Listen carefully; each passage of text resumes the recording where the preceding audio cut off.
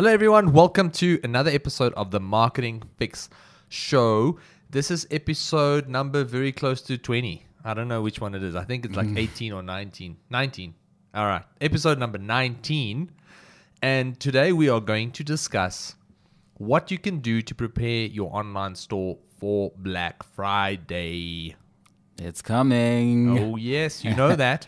And in studio, we've got our very own Gilbert, who's here for the third time to come drop some knowledge. Every now and then we pull him in while he's busy deep down in the work and making sure that everybody is happy and satisfied. We just bring him on board and ask him to share some nuggets. And I think Black Friday is a big thing. So that's what we're going to chat about. But before we dive into the podcast, I want to tell you that this podcast is sponsored by the Digital School of Marketing. So digitalschoolofmarketing.co.za, that is where you can go to learn the survival skill of the future, guys. I keep telling you that this is the survival skill of the future. Don't believe me? We're going to have a very interesting conversation in the next 10 years. Well, after 10 years, we're going to have an interesting conversation for those ones that didn't believe me. Yeah. All right. So the Digital School of Marketing, their courses are accredited nationally, internationally, and go check it out. And if you subscribe to our podcast, you stand the chance to win 11,500 Rand's course, any course, to the value of 11,500 bucks. All right. So, Gilbert, thanks for joining us, man. Hey, thank you for having me. Third time's a charm, so I'm excited to be here. Make some magic happen. You know how we do it, man. Cool.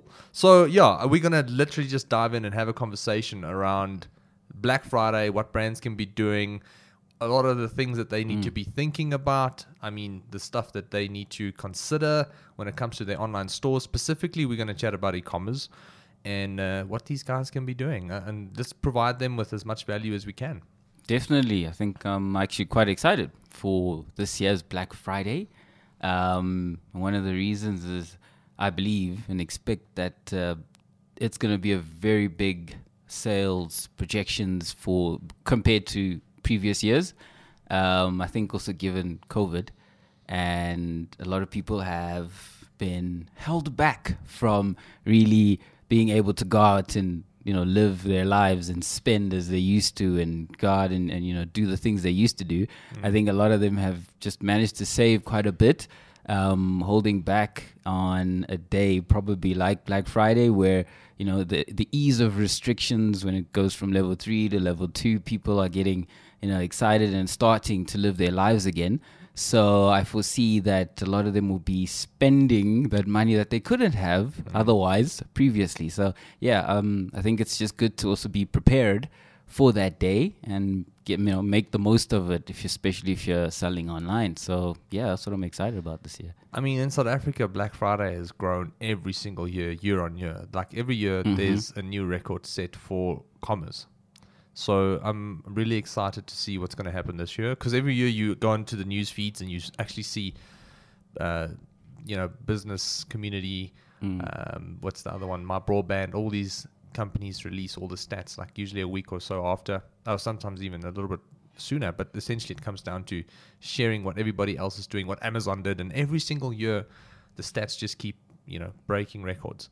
So definitely going to be an interesting Black Friday 2020. Considering that we've also gone through, we're going through a recession. So, I mean, there's COVID and everything is happening. So the question is, do people have money? What's the story? We don't know what's going to happen. We do know that if this lockdown thing didn't happen and the pandemic didn't occur, I would say Black Friday would have shot the lights out in terms of records. So now it's like, what's the growth going to look like? It's quite interesting. Nobody knows. Well, I'm sure it's going to be a good one. Yeah, I guess only time will tell, but I'm pretty optimistic it's going to be a big one. Yeah. I think so. And there's also, people forget about the fact that on the 11th of November, there is a day called Singles Day. So that is in China, in the East. Yeah. And that is apparently bigger than Black Friday in the East. It is. Yeah.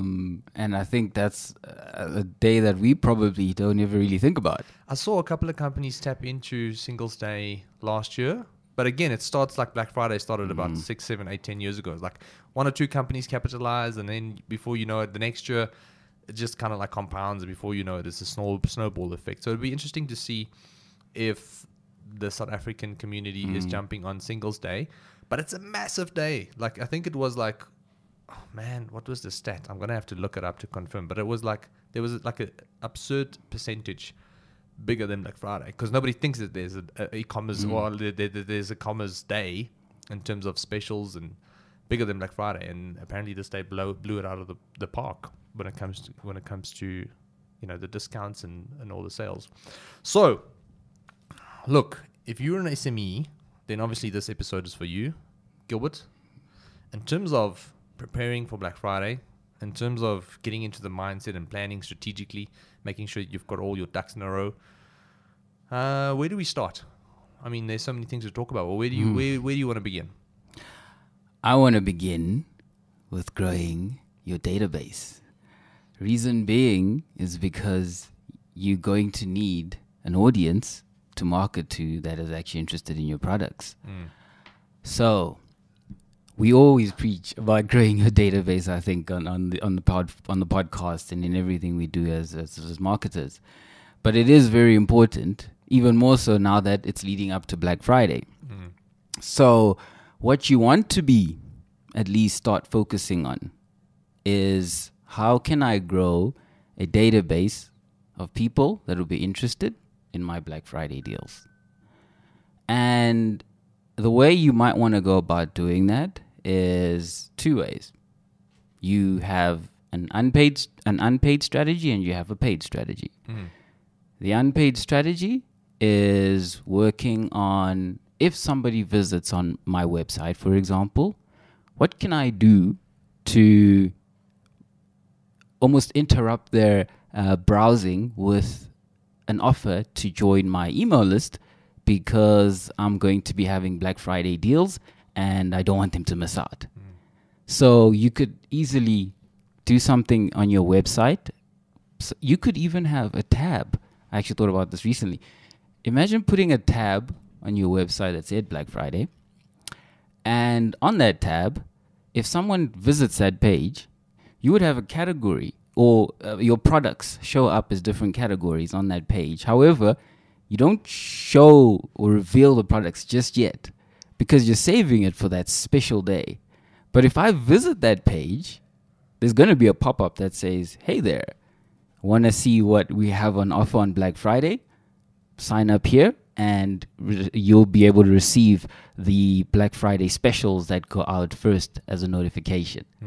So that's something that, simply you could do, especially if you know how to go about, just putting a tab on a page. I like that. So that's one way of doing something. Yeah, and I think essentially what we're talking about here is, how do you build anticipation? Because the problem we see every single year with Black Friday is that companies release their specials sooner and sooner, and people are getting in the mindset of spending their money sooner and sooner. And then keep in mind that people only have so much money available. Like, obviously it's their monthly salary and they've saved up a little bit perhaps, or they've got their credit card. And if they don't know that you're going to have specials on Black Friday on the day, and if they see other attractive deals related to items and products that they obviously want, the odds are that they're going to buy those products. And when the time comes that you're revealing your specials, they're not going to have money in the bank to capitalize on that. Correct. So what can a brand do essentially in order to ensure that they don't miss out on the sale that happens on Black Friday, but potentially still create a bit of a kind of like a movement where that customer still holds back his money knowing that something's going to happen? And that's kind of like what I'm hearing you say, is like, have a tab on your site where someone can see Black Friday deals. When I click it, oh, it's locked, or oh, it's blurred out, or or you can just say coming on the 29th of November 2020. Stay tuned with a timer or a countdown timer. That's what I was gonna say. Oh, Even cool. more exciting. Put a timer there. Put a countdown timer there to share the excitement. And you mentioned building up your email list. So I'm assuming right there. Well, I'm actually suggesting for those who are not necessarily in this frame of mind, but also didn't know that you can do this, it's just right there, either have the pop-up that you've mentioned, or right under that, just to have an email field with your name and saying, do you want to be the first to know about when we go live with our deals? Leave your email address, and you would not miss out. Yeah, so I mean, we're assuming you're already generating traffic to your, to your website, and this is essentially what you want to start doing now to then be able to capture emails, email contact detail numbers, and etc. But even let's go a level deeper than that. Still on the unpaid side of things. This has got to do now with your own assets, i.e., the current database that you own of people that have purchased from you, right? So what you now want to do is tap into those individuals, right? So remember, when it comes to especially online stores, e-commerce stores, you will have, I would categorize them in 3 different categories. So you have a group of people that are most active. And those most active individuals are those that, let's say, purchase from you very often, maybe once a week or weekly or monthly. They're religiously buying from you, right? And then you're going to get the guys in the middle. The guys in the middle, they purchase from you, but not as frequently, maybe once every 2, 3, 4 months. They do purchase, it's just not as frequent, right? And then you're going to get the third category, which are just completely almost dead. These are the people that haven't bought from you in the past 6, 7, 12 months. They bought once and that was pretty much it. So now what's going to happen is this. You're going to look at your most active customers, your most loyal customers, and you're going to look at them and say, okay, these individuals buy from me religiously. I want to reward them. I want to reward them with Black Friday deals or specials that is only going to be advantageous to them.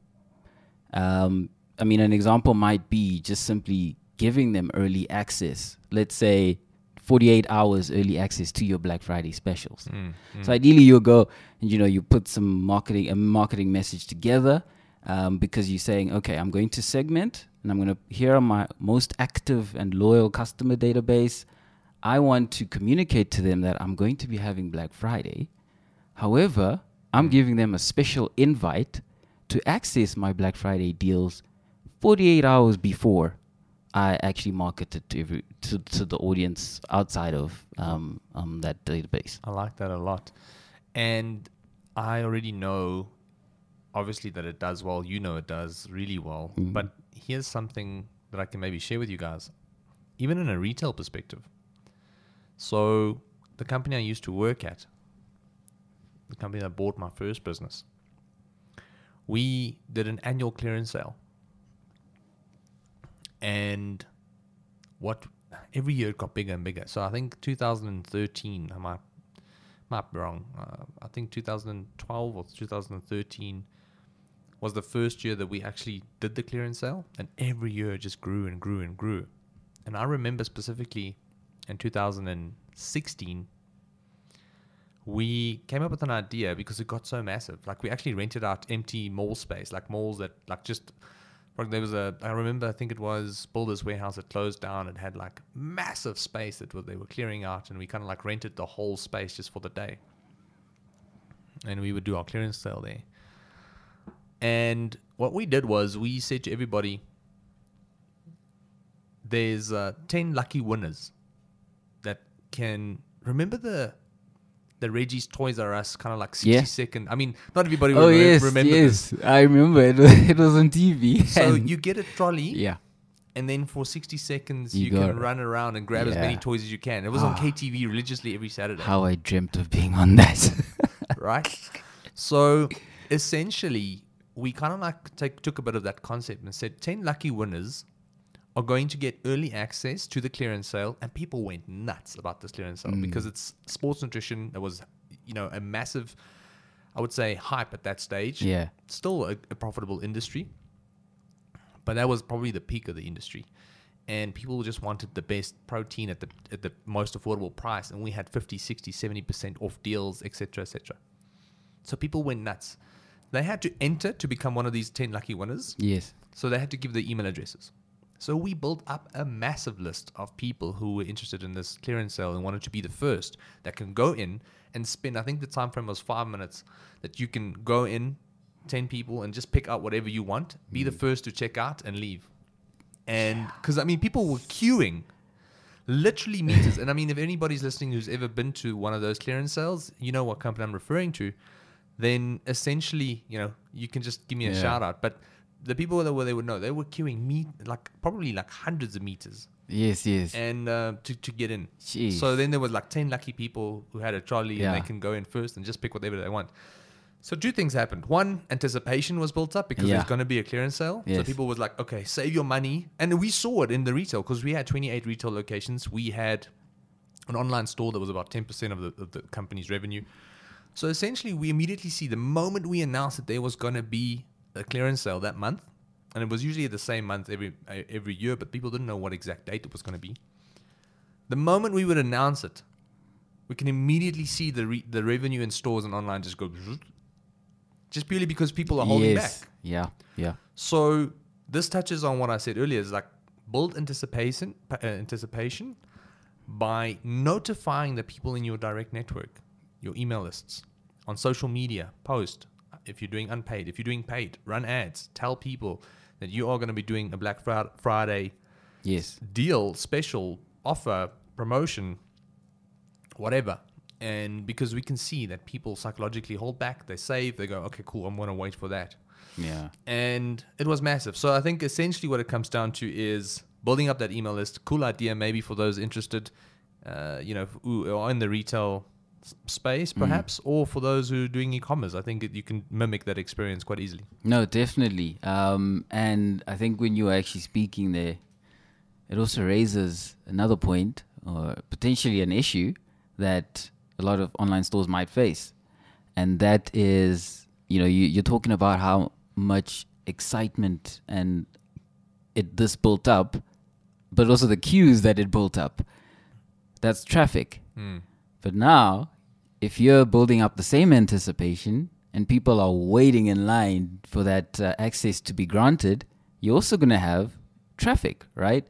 But now I'm alluding to a traffic problem where can your store handle all that traffic that you might end up generating? And I know we're chatting about it now, and I think you wanted to touch a bit about it. So you need to have your servers prepared for Black Friday. Websites do go down. I've seen it. And again, I can tell you what happened with us. That same company, Black Friday, would come 2 years in a row. We went down in the first, I would say, 20 minutes after launching the emails and SMSs. So we had a database of about, I would say, close to about 60,000 people on email. And we had about 30,000 people on SMS. And imagine you bomb off that and you say Black Friday now. So the traffic was to the site was insane. 10 times more than an average day. Probably 100 times more than an average day. And essentially, we went down 2 years in a row and we had to wait about two and a half hours or so to sort it out. And you lose a ton of money. I think Takealot will tell you there was 1 year that they went down for like an hour or something, and the amount of money they lost was ridiculous. Yeah. So one thing that you need to keep in mind is that if you're going to have an influx of traffic, you need to speak to your service providers early on and say, guys, I don't want to go down Black Friday. What do I need to do? Do I need to upgrade to a dedicated server? Do I need to ensure that I speed up, minimize the resources on my site somehow? It's more technical stuff. Or perhaps you with Shopify, then you can sleep at night in knowing that everything will be fine. Like we had Melissa Ralston here, who's a Shopify expert, who also runs marketing, Maverick Marketing. And she mentioned that Shopify has never went down on any Black Friday. One of the only companies, or one of the few companies that can say we've never ever had any of our websites go down on Black Friday. Hint, hint, if you're not on Shopify. Exactly. And the reason for that is, specifically for those that don't know, is purely because I'm not a Shopify advocate here. I feel like I'm going to put an affiliate link in there or something. But essentially it's because they have their own service. So they manage and host their own service. So they're actually a hosting company if you think about it. So imagine you renting space from an e-commerce business, basically. That's kind of like how it is. And they will make sure that you don't go down because they understand the implications more than anybody. So we were speaking about service. I think the other thing is when it comes to these technical stuff that you can do on the site while we're on service is also speed. Really improving the speed of the site, because the last thing people want is waiting for that specials page to load and it's taking like 2 or 3 minutes. So essentially there's going to be a lot of traffic. A lot of traffic will, kind of like almost like enforce slower performance. Yes. So do what any technical optimization you can in order to improve that site speed of yours. I think one of those that I've seen quite often as the main culprit is images and the image sizes on a website. It's if you do, a bit of a website audit grader, use one of those tools, you'll find that majority of the time it's because of the image size. But again, I know not a lot of business owners think about that kind of thing. They just, have images and they upload them, but they don't realize that the size of the image itself is what's actually causing a lot of the load speed to take so long. Because we recently did one for a website audit for one of our clients, and lo and behold, the first thing that popped out was all the images that were on the site were just way too heavy. And even though it's on Shopify, it was the images. And she just literally just had to reduce that, and then the speed picked up again. So, things like that. You know what happens is that, and maybe you're an SME that's sitting with this scenario, the business owner reaches out to a creative person to design the banners, and creative individuals, they always want to make sure that they put forth the highest quality work. So with the highest quality work comes highest resolution work. Yes. And with that comes high resource intensive files. And that's when you're sitting with a file of like 2, 3, or 4 megabytes that you want to upload up into your site. And that's absolutely just way too big. For those listening and for those who want to get a bit technical, like I remember when we were doing a ton of website optimization when I was still doing it myself, I always advise clients to not have banners bigger than 100 kilobytes. And that's 1/10 of a megabyte. So if you're seeing 1 megabyte, then your banner is 10 times bigger than it probably should be, or just in essence bigger in size when it comes to the site speed, and that's going to drain you. Definitely. So back to the database. Because I was referring to the most active users and ideally what let's do this. Before we get to that, like while we're on the technical side of things, maybe let's finish up. I've got one here that I mentioned is while your site is fast, maybe let's touch on the mobile friendliness of it. Oh, yes. Purely because of the fact that we're here now, we might as well finish some of the technical stuff. So for those listening, just make sure that you go to Google mobile friendly check. Just Google mobile friendly check. And then you can put in your site's URL in there, and it's going to tell you whether your site passes Google's mobile friendly check, audit, whatever you want to call it. And essentially, if you don't, you know that your users are going to have a bad experience. So reach out to a developer, reach out to your guy who did the site, or if you can do it yourself, find a way how to do it. But make sure that your site is 100% mobile friendly, because if it's not, then you are going to have frustrated users and you're going to end up losing a lot of money. True. I think also like most sites, or some sites, they'll optimize the website, but for desktop. And then automatically I think they think that it's optimized for mobile. 100%. But it's two different things and looks very different as well on mobile. So I think that's also just a distinction. Just know that just because it's optimized for desktop doesn't automatically, or it just doesn't optimized accordingly when you're on a mobile. So just bear that in mind, I guess. Yeah, keep in mind that if you're going to be running social media ads, Google search ads, even YouTube ads these days have a majority of those users are on mobiles. I mean, Facebook is ridiculously disproportionate. I think it's like 95% of people are on mobile versus 5% using desktop. So if you're going to be driving traffic from Facebook and you have a desktop version on mobile, which doesn't necessarily work well, you need to have your site checked and just make sure that you sort that out. Definitely. All right, so let's get back to, we were saying we're building up anticipation. We digressed a bit, but we still added a ton of value, I'm sure. I'm confident of that. But we mentioned that we're building up a bit of anticipation, the database. Yes, definitely. So now we get to I'm going to call them in-betweeners, because they're not the most active, but they're also not completely, you don't want to completely neglect them. They do purchase once every 3 months, and you also want to inform them that, something is coming, something exciting is coming, Black Friday is coming. And one way to try and get them to get excited about this is ideally you want to try and reactivate them sort of to keep buying more frequently. So if someone is only buying once every 3 months, give them 10% off or 20% off to say, hey, listen, we haven't seen you in a while, and we just thought we'll give you a discount for, being part of our member list. So here's 20% off. Come on and, splurge a little bit. So ideally what you actually want to try and do is try and get them into the habit of buying again and again and again and more frequently, so that when Black Friday comes, you've got them into the habit of now buying more frequently, so that you can really take opportunity. Okay, so I see that's something you can do as of today then, essentially. Absolutely. And so that's essentially what you could potentially do with the in-betweeners.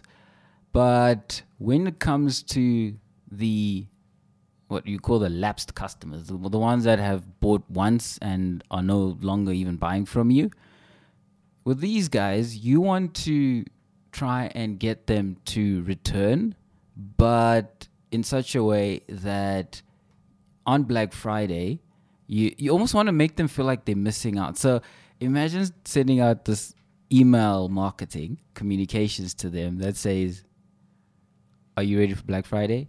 Haven't seen you in a while. With a subheading saying, haven't seen you in a while. And then when they open up the mail, it's like, oh, wait, who's this? What do you mean you haven't seen me in a while? You know how it is psychologically. You're trying to get them to be, you want to click through. And when they open that, it's like, hey, John, haven't seen you in over 8 months. You okay? We're gearing up for Black Friday, and we've already sent out exclusive access to our members. I wanted to find out if you'll be interested in saving 80% off our products. And essentially, if they click yes, for example, then depending on what sort of email marketing software you got, you can obviously tag people depending on what they do in your email. But ideally, in that instance, what you're just trying to do is kind of like reactivate them with an offer that we're having Black Friday, and it's going to be 80% off because this person has only bought once in the last 12 months. And maybe it's just that there was nothing else really that they found interesting since then. And you could even in your email perhaps reintroduce some of the new products that you've launched recently. Because remember, they haven't been there for like the past 12 months. So they don't even know what's new, what products you have on offer. So ideally, maybe you might want to send them the new products that you have on offer, but also tease them with the fact that soon you're going to have Black Friday and people are going to be, they could potentially save whatever it is, 60%, 50% off. But it's important that you are talking to these individuals differently because they are in different segments, but you need to engage them now and get them ready, get them anticipating and get them ready for that day. Because now, just because I haven't bought in the last 12 months, maybe I am that customer who just waits for deals, and well, then now is the time for you to reactivate me and potentially get sales from me. Yeah. So that's what you want to do. And I don't know if a lot of businesses actually segment their audiences, knowing that these are the most active, these are the ones that, they buy once every 3 months, and these ones, like, they don't even buy anymore. But how many out there are actually thinking, how can we re-engage? How can we reactivate these customers that haven't bought from us and bring them back? I can tell you now that a lot of SMEs in South Africa probably don't do that. I think most people just have a database or email list, and they just bomb an email off to those individuals once a week or once a month, or especially just on Black Friday. And I think what you're alluding to is like, listen, you need to be a bit more strategic than that. Focus on the people that are really engaged and give them more value and make them feel special and say, yes, because you're an active individual, active buyer, thank you so much for the support. Here's this percentage off. They're going to feel valued. And they're going to reciprocate in some way, shape, or form when if you obviously have something that they want. And this touches on the point of, I think a lot of times brands don't necessarily have appealing offers on Black Friday. I think that's a big pain point which we can touch on just now. But it's about really being strategic with your communication and ensuring that you segment the people who buy frequently from the people who don't. And also just, I don't want to digress too much, but if you have one email list and you communicate just with that one list, the odds are only a small percentage of people actually engage with your mails. For argument's sake, let's say you've got 10,000 emails. You send a mail and you have 10% of your audience open the mail. That's roughly 1,000 people that open the mail, right? Now, there are 9,000 people who are basically just ignoring you. Now, the problem is that your service providers are picking up on this. And they're picking up that people don't react to your brand's message using their service. And that is usually a flag for spam, which means that these service providers are going to force your mails more frequently into the spam filter versus if you were sending mails regularly with higher open rates and higher click-through rates. Now, we had Wandile on the podcast here, who is an outreach expert, and he spoke about how these email service providers work. It's all signals. Yes. Open rates, click-through rates, it's all signals. And if you just bomb off a mail to your large database and you have a low engagement rate, you're sending bad signals to your email providers, which means the next time you send a mail, you're going to have fewer people open because now you have more mails ending up in spam. So touching on your point, I think it's so crucial to segment the high active individuals in terms of engaging with the mails, not necessarily buying here specifically, from the ones who don't. And here's a simple strategy. On MailChimp, you can do this. Most email marketing tools today, you can do this. If you're sending out an email campaign, you can choose who you want to send those mails to. Yeah, you're choosing the overall list. But on MailChimp specifically, you can say, who do you want to target in this list? People who, or everybody in the list? People who've engaged with your last 5 campaigns, 10 campaigns, 50 campaigns, whatever. So essentially, you want to pick people who've engaged with the last 5 or 10 campaigns because they're still active. And the chances of you receiving a high open rate from that campaign, aka getting good signals from the service provider, you're sending good signals to your service provider, are high, and you ideally want to do that. And the people who haven't opened your last 10 or 20 or 30 email campaigns, if you don't have something attractive to re-engage with these guys, don't mail them. Up until the point where you have something really, really attractive to share with them, then re-engage with them and see if they actually respond. And then the ones who don't, just kick them off your list because it's going to save you money because you pay per subscriber when it comes to these email tools. And you're going to send better signals to your service providers. So the chances are you're going to have more emails being opened from a marketing perspective. I just wanted to share that. Thank you. No, definitely. And I think, one of the reasons why we're also trying to, nail this in terms of the email marketing in your database is because, remember, you've probably paid to get these customers, right? And you have them now. You don't have to go and pay again to get them to come back. Like it's just a matter of now, okay, I've got these individuals. I've got a good understanding of, segment A, segment B, segment C. Why? Because obviously I've looked at my data. I've seen who opens what. I know who's interested in what products. And I just want to make sure that I'm constantly reaching out to them and they're engaging with it, with engaging content, with things that they actually want to receive and not just a generic email that you get sent out to all the database. And then that's obviously also when people are not opening it because it's just generic and it's for everyone instead of in certain segments. And ideally what you want to be doing then is capitalizing on the people that you already have. It's always cheaper to get a purchase from customers that you already own than go out and get a purchase from customers that you don't own because now you're paying for the customer to purchase from you. Which is going to be 2-3 times more. So look at your list, look at your customer database, and think of what you can be doing prior to Black Friday. But even just in general, you should be doing email marketing regularly to the database so that you can keep able to have transactions happening without you always paying to get more new transactions. 100%. Communicating with existing people in your database is always cheaper than trying to communicate with people outside of your direct network, because it's a paper play. Paper play? Paper play? I don't know. I don't know what you're trying to say, but okay. Yeah, it's paid. You have to pay to play. That's what it comes down to, essentially. I thought you were saying pay-per-click. I don't know.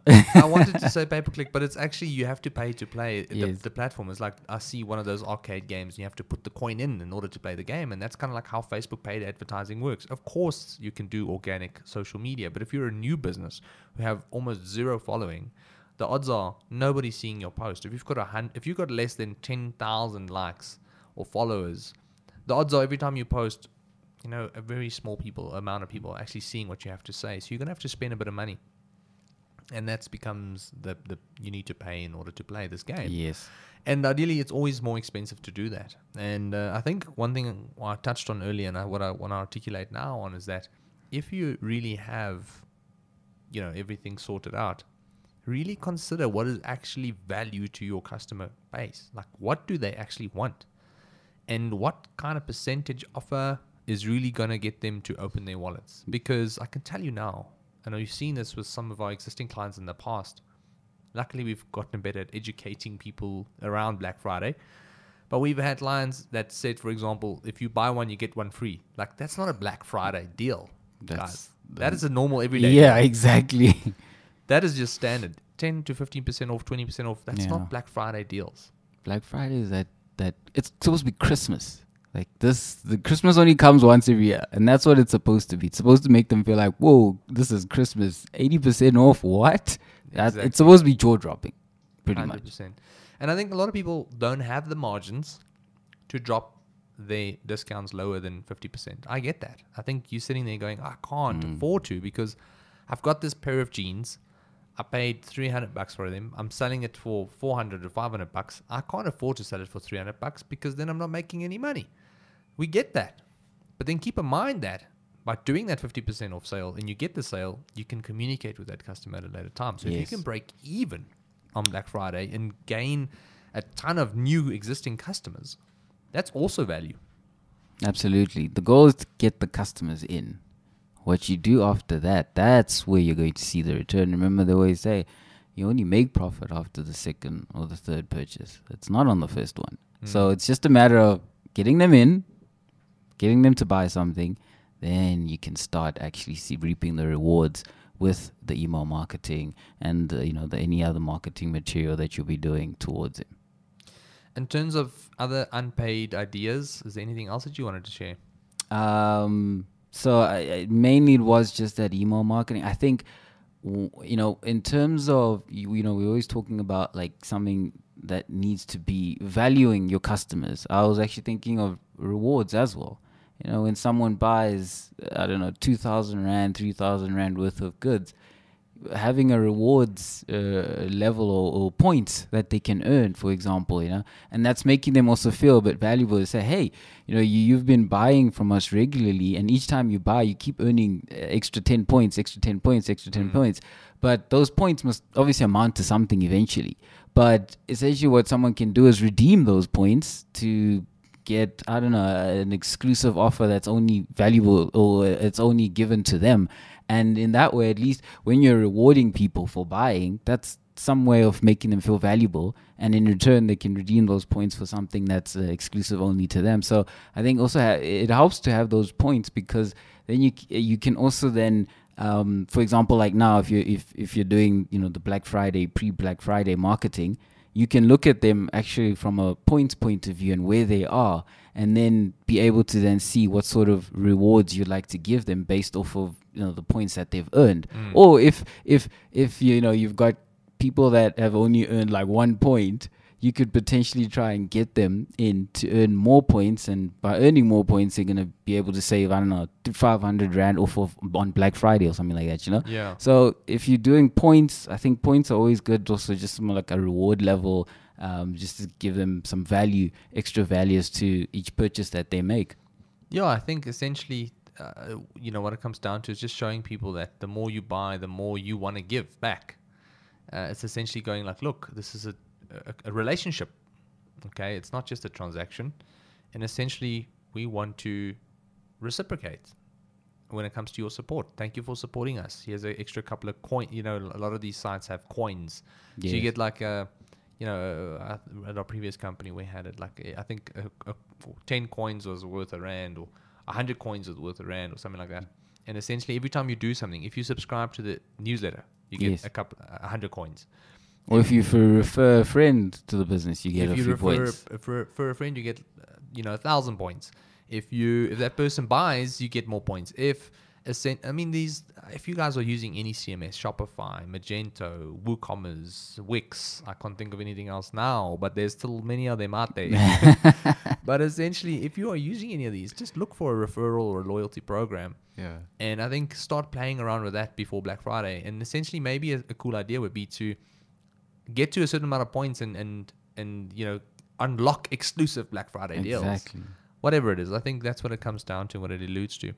One thing I want to touch on when it comes to building up this database of yours, two things is that I have this idea of where you say something like, enter our competition, where you just have to leave your email address, and a lucky winner can pick any product he wants, on our store for Black Friday. So on Black Friday, you don't have to pay anything. You just pick a product and you win it. So it's almost like you mentioned Christmas, and as you mentioned Christmas, like, hey, this is actually a pretty cool idea, because what if you said competition time, sign up to be the first to know about Black Friday deals 2, 3, 4 weeks before Black Friday. But on Black Friday, the winner will be able to choose any product on our site that he wants. Obviously, depending on the products that you have. Yes. But essentially, it's up to you to also be... You can obviously just say, look, it's from a specific category. But I'm just thinking from the most exciting point of view is like, pick any product you want on Black Friday. You don't have to buy anything. The lucky winner is going to choose it. And it's going to be your Christmas, technically. I like that. We actually did a competition last year for one of our clients on Black Friday. So while everyone's obviously, discounting the products, they did a competition instead. And the winner was announced on Black Friday. I think they gave away like 5 hampers or something like that. But we never went to that extent of saying like, go on our website and choose any. We're going to do that now. Yeah, and then there's also the kind of paid stuff that we could be doing, right? I mean, what are some of those ones that you want to list for us today? Yeah, so one main one, which, we tried it and we did it and we tested it last year. So we're about to give away our little secrets. But anyway, so look, it's to benefit of everyone. And from a paid point of view, I think now we've obviously touched on, making sure that you're tapping into the unpaid, tapping into the customer database, and you're also setting up potentially a tab on your website, making sure that, you're able to capture leads or people interested in Black Friday.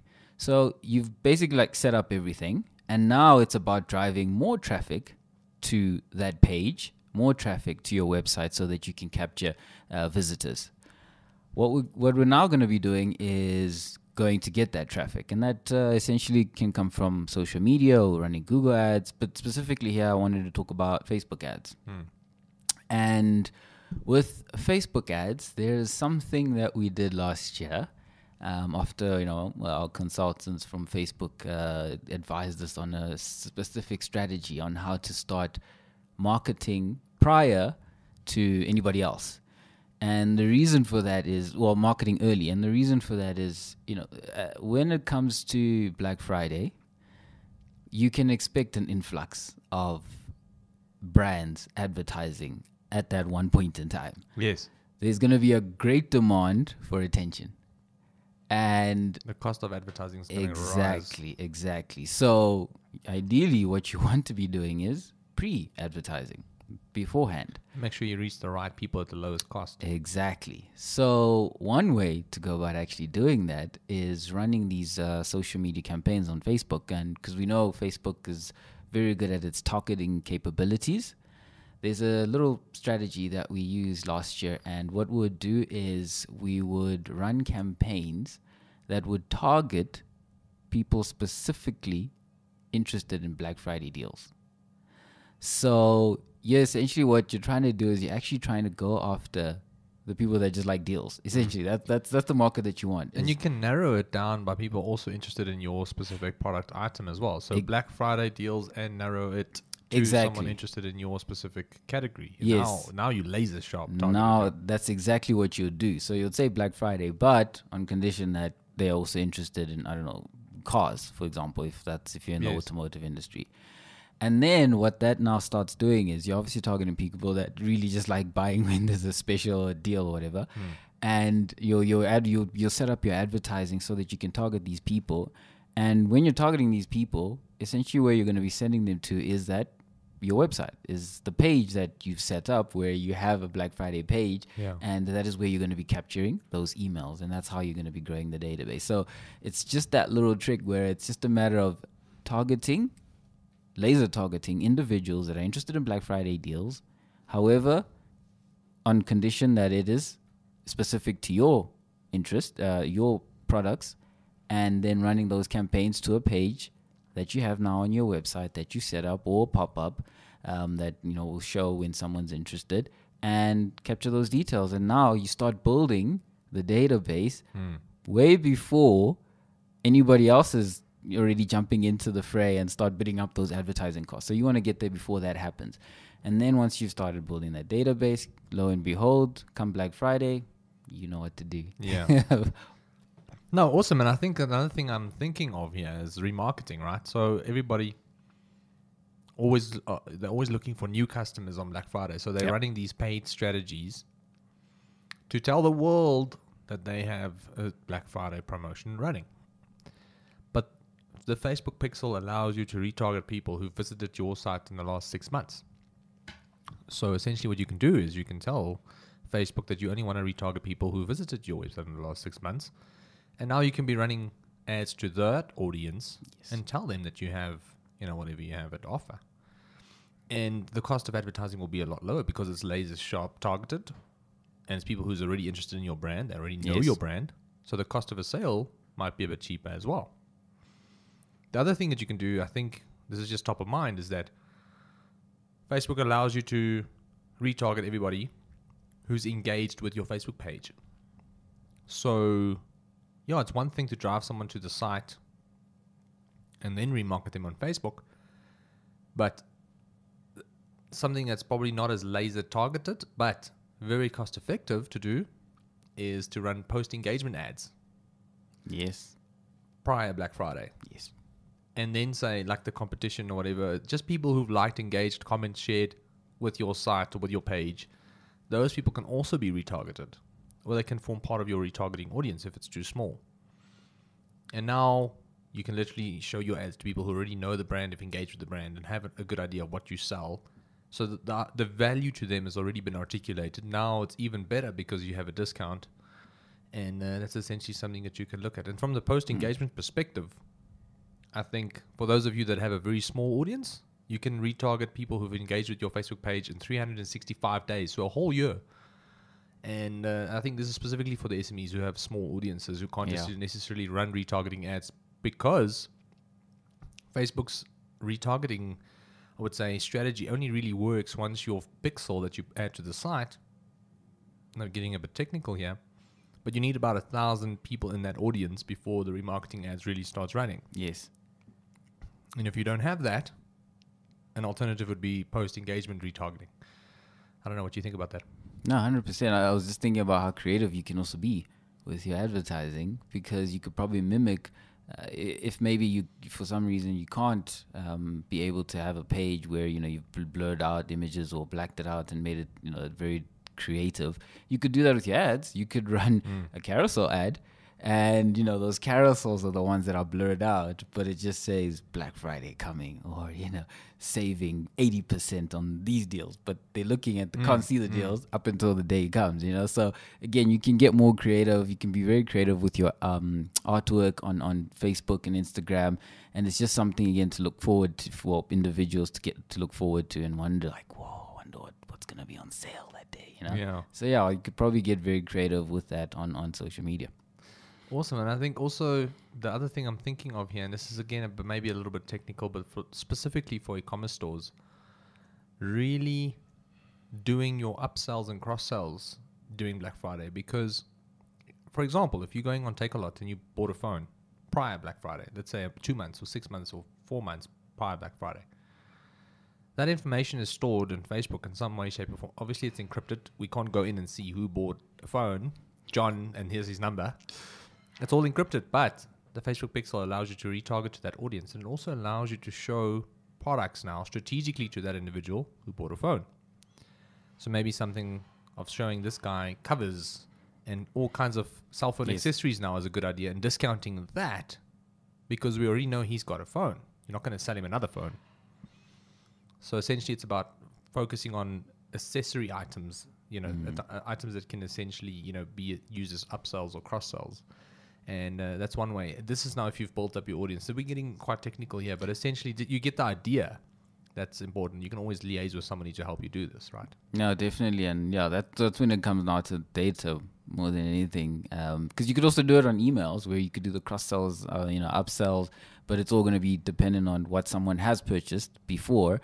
And if you're using a platform like, say, OmniSend, which is the email automation tool for e-commerce stores, and it's able to know, it knows what John purchased. And then obviously if you have like an upsell that you scheduled, let's say to go out 3 weeks later, it will then upsell them based off of the fact that they bought a phone. Now you're going to show them covers.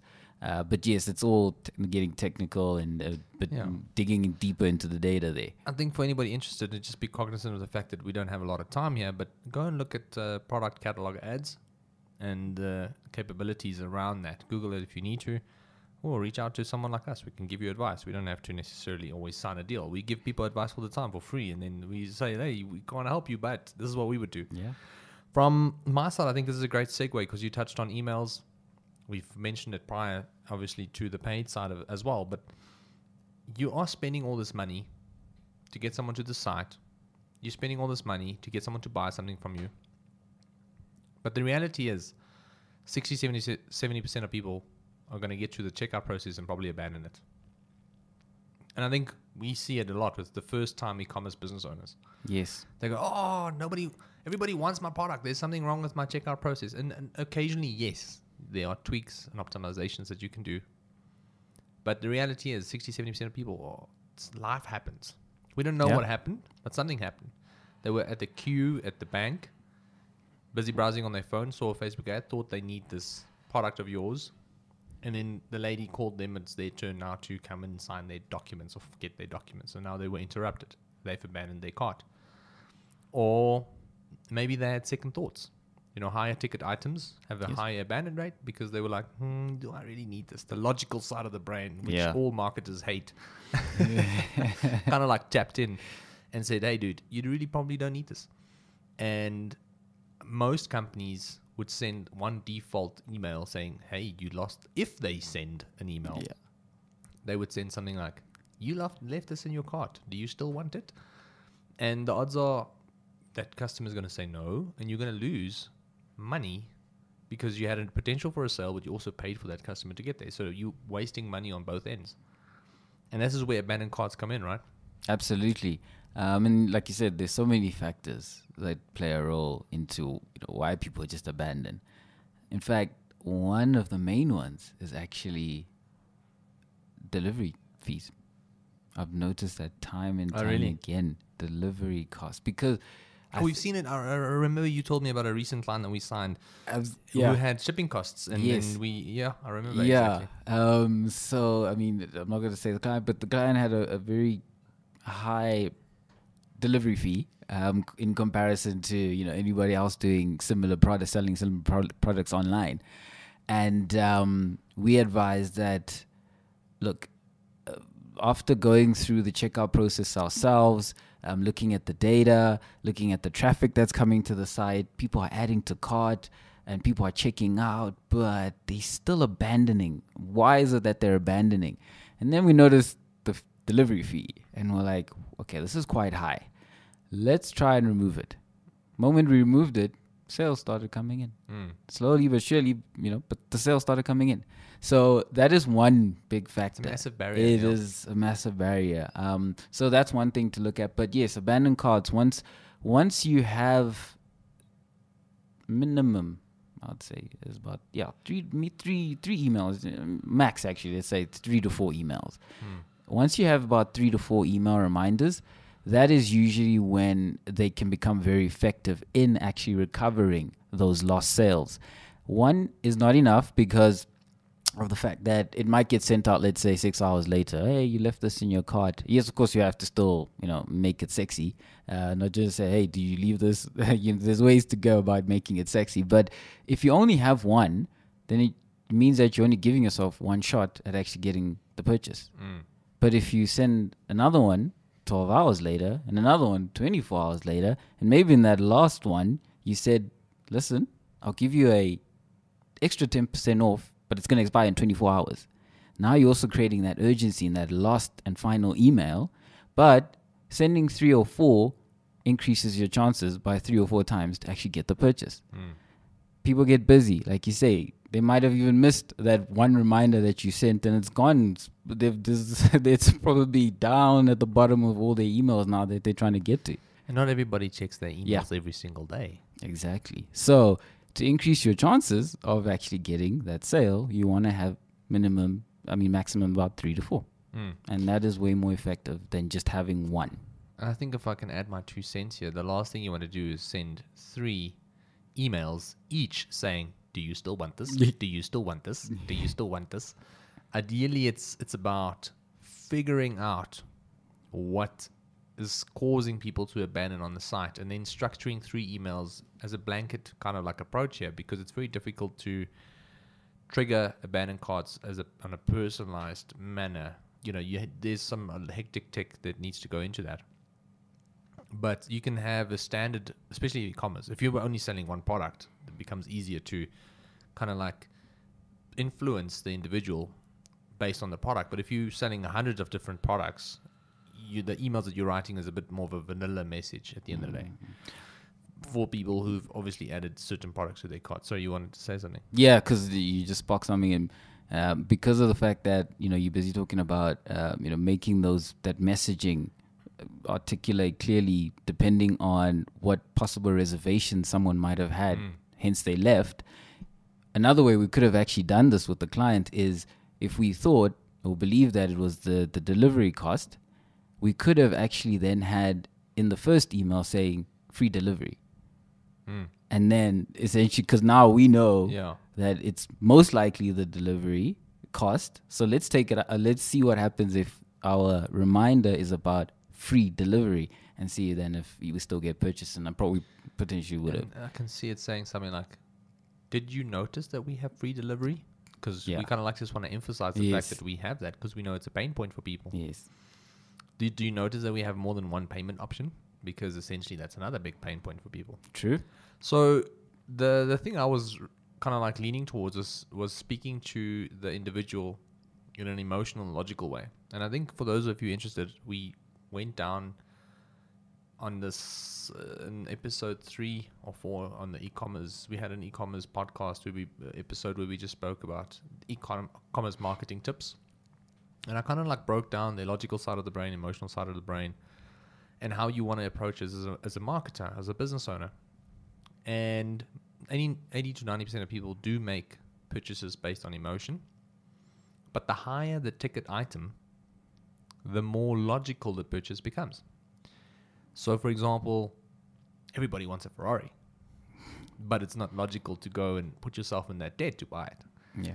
So if everybody was 100% emotional all the time, and everybody would make 4 million rand loans, at a time when their credit score reaches 4 million, they would get a Ferrari, right? So essentially, the higher the ticket item, the more logical you need to be about the approach. And essentially what it comes down to as well is that understanding that most people are emotional and creating a message that speaks to them emotionally. Yes. So you need to do your own market research and really understand, what does your brand stand for? What are you offering that's actually curing a specific pain point for people?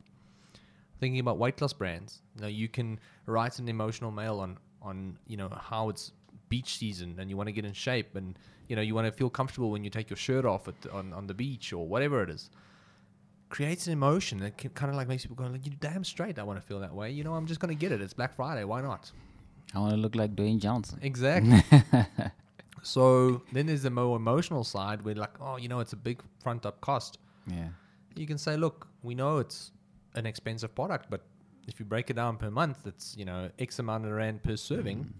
And if you have to compare it with other products on the market, or if it's a nutrition shake, if you have to compare it to buying a high quality nutritious meal, you're not going to get something any cheaper than that. So essentially now it becomes logical. And in terms of one another barrier, I think that people don't necessarily proceed, especially if they're the first time customer, is just credibility and trust. So having a third email sequence where you actually just brag a little bit about some of your biggest achievements, how many orders have you shipped, perhaps some clients who've tried the products and loved it. Yes. And this is just other people, customers, speaking on behalf of your brand, essentially just articulating that you legit and you're doing a good job. And I mean, that's kind of like how I would structure an abandoned cart sequence if I was an SME around Black Friday. What do you think? No, 100%. Can't argue with you there. I think you've nailed it on the head with regards to that. I hope everyone listening out there will go about crafting their messaging according to, potentially what they believe might be a hindrance to people purchasing. Sometimes, we talked about payment options. And do you know BOPUS? I do not know BOPUS. What is that? So BOPUS is an acronym for Buy Online, Pick Up in Store. Oh, okay. BOPUS with an I at the end. Yeah, BOPUS. yeah. Okay. So, again, one reservation is that, okay, I want this product, but will I even get it delivered? Because it says free delivery. It says delivery. And Black Friday deliveries are so delayed. That's another thing. Descartes will tell you, you're going to have to wait 2 weeks or whatever to get the product. So I actually think BOPUS might actually become quite popular during Black Friday, because you can just imagine the orders and the delays. People might actually opt in. You should probably give that as an option. That is, you can buy online and pick it up in store. Yes, if you have a store, then ideally what you'd want to do is provide BOPUS as an option, because then people can just come and pick it up in store and not have to wait for 2-3 days, because there's going to be so many other orders that your brand has to be shipping out. So BOPUS has become quite popular, and I think it's going to be now a very worthwhile avenue of looking at if you're a brick and mortar store, especially not to get people having to sit there and wait. And we live in a world where everyone wants something instantly. Everyone wants something instantly. So ideally, if you can get in a bit of BOPUS there for your store, I think you would actually do quite well, especially during Black Friday. I love that. And I think that's so classic, because often I bought a product and the company wouldn't be too upfront about the delivery expectations strategically, because it might set you off if you have to wait a month or 3 weeks. And Takealot obviously does that prior checkout. They say this is ideally when you're going to get the product, and then you can choose a delivery date, and they're always delayed. So I think a buy online, pick up in store strategy for those of you who have both brick and mortar, local shops, and an online situation, I think that's great. That's definitely something to consider. I think let's conclude with just one or two technical things. There's one or two things that I kind of thought about while we were chatting. You're going to have an increase in traffic to the site, that's for sure. And you can bet good money on the fact that, I want to say you can bet your ass, but bitch. Anyway, I said it anyway because I wanted to, because that's how serious I am about this. You can do know that people are going to have questions about your products. So for those of you that do not have, I would say, chatbots or chat solutions on the store itself, your team will be running around, obviously, and it's going to be hectic. But when people have a question, they want to ask the question right there and then. And I think that's going to happen more often. Now, someone like Takealot would probably want to remove that function on Black Friday because it'll drive them nuts. I don't think they're going to have the manpower to reply to everybody who have questions. Yeah. I don't even know if they have that option. But if you're a small to medium-sized business who is not expecting millions of visitors to your site, having that on your store is an advantage for you if obviously the replies are, kind of like manageable. And I think it will be, especially if you're driving in like 2,000 or 3,000, because not every single person is going to communicate with you. But I think a lot of them are more prone to ask questions because they're more serious to buy the product. There's a high intent to buy the product. And the thing is, they don't want to lose out on the product. So they want to get the answers right there and Yes. then before they have to make up their mind whether they're going to get it or not. Because I can promise you now, they're going to spend their money. Remember, Black Friday is a psychological thing. People have set out a budget for themselves. They said, I'm going to spend this amount of money on Black Friday. Probably everybody spends more than they budgeted for. But essentially what happens is that if they don't spend their money with you, they're going to spend it with somebody else. So if you can't convince them that they have to spend their money with you right there and then, they're going to spend it with somebody else, and you have to be okay with it. So essentially it's about just having a chat solution on the site that can essentially just make sure that there is support if someone has a query right there and then. And then I think the last one, again, and touching on the support side, is having your contact number and email address. Yeah. Very visible on the site during this specific time, because of the fact that people are going to want to reach out to you. Yeah, and I think people also going to be afraid that maybe they might be going to a website that is just built for that day, and it might be a scam. People are still wary of buying online, and there's fraud out there, and people are nervous about that kind of stuff. So I think making it very visible that you are contactable with the chat, with your number there, and that it's easy for if there is any need to get help, then it's there and it is visible to all your customers that are coming through. Exactly. And then I think from my side, that's roughly what I wanted to share with you guys in terms of what you can do, online, offline, paid, unpaid strategies for your online store this Black Friday. Gil, is there anything else you wanted to add? No, I think that's it from me. Good luck to everyone that's going to be doing the Black Fridays, and hope you guys make a lot of money. Yeah, I think, again, it's a psychological thing. Yeah, it is. So, we've seen some of our clients, and this is just to round off with, you get so hyped up on the Black Friday success that you almost expect that to continue growing after December and January. And I think don't beat yourself up if your store takes a slump in December, because depending on the industry that you're in, Decembers are quite tough for some people. And the beginning of January's are quite tough because most people spend their money. So I think emotionally don't beat yourself up when you've had a good Black Friday, because a lot of people have a great Black Friday and they think this is a great thing, we're going to do more stuff like this, or this shows us that there's potential for the brand, so we're going to put more money behind the brand. So they put more money behind the business. December, January comes, the sales aren't there, and it's just a matter of what have I done? And it's all just about being consistent, being patient. If Black Friday is just an indication, if you don't make sales on Black Friday and you did everything that we said, then the odds are people don't want your brand or your product. And I think that's just something we have to say. Or you didn't know how to drive. If you drove traffic, targeted traffic to your site, you don't make any sales on Black Friday, when it's the most psychological day of the year when it comes to sales, then you need to have a very hard look at your business model and the products that you're offering people. 100%, because it is Christmas. It's Christmas. And it's coming early. Cool, guys. Look, I think that's the roundup. Thank you so much for tuning in today. And all the best. Good luck. And if there's any feedback, give us a shout. If you guys want to comment on the podcast or the type of information that we're sharing, I would love to hear from you. Hit us up. My email is yandre@v8media.co.za. You can find our info at v8media.co.za on the website itself, on v8media.co.za. So from my side, reach out to us. Let us know, is the things that we're producing helping you? We would love to maybe get some new topics. We've got some interesting topics in store for you over the next couple of weeks, but we're always keen to know what you want to know. We want to know what you want to know. So that is it from our side. Thank you so much. All the best and have a good one. Cheers.